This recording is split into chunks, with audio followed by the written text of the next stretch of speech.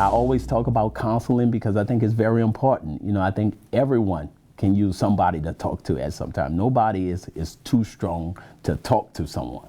The Acadiana law enforcement community reminding one another help is available. This after a deputy's suicide this week. The Lafayette deputy took his own life yesterday in his patrol unit outside of the sheriff's office. Earlier in the morning, the deputy posted a number of videos to social media touching on a number of topics, including mental health for law enforcement. Tonight, Katie Easter reports on the support system that's available for anyone in need of help. I spoke with Lafayette City Marshal Reggie Thomas, who tells me he is sympathetic, and the stigma among officers to not go get help for their mental health is a battle they continue to overcome. Flags are flying at half staff outside the Lafayette Parish Sheriff's Office in memory of one of their own who took their own life Monday. Way back years ago in law enforcement, counseling was almost unheard of. You know, officers, you're weak if you go get help. In mourning for his colleague on the thin blue line, Lafayette City Marshal Reggie Thomas says mental health is talked about more now than ever, but it's still not enough. A lot of officers are screaming for help.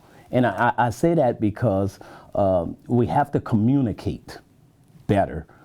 And when an officer sees a problem, he has to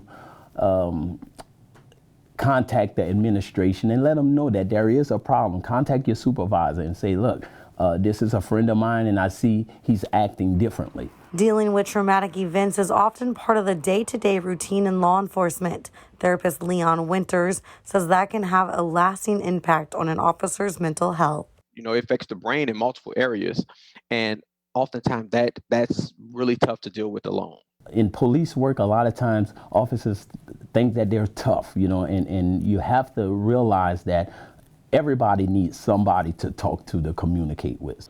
If you are a law enforcement officer in need of help, you can text BLUE to 741-741. In Lafayette, Katie Easter, KTC TV3. According to bluehelp.org, 176 officers died by suicide in 2020.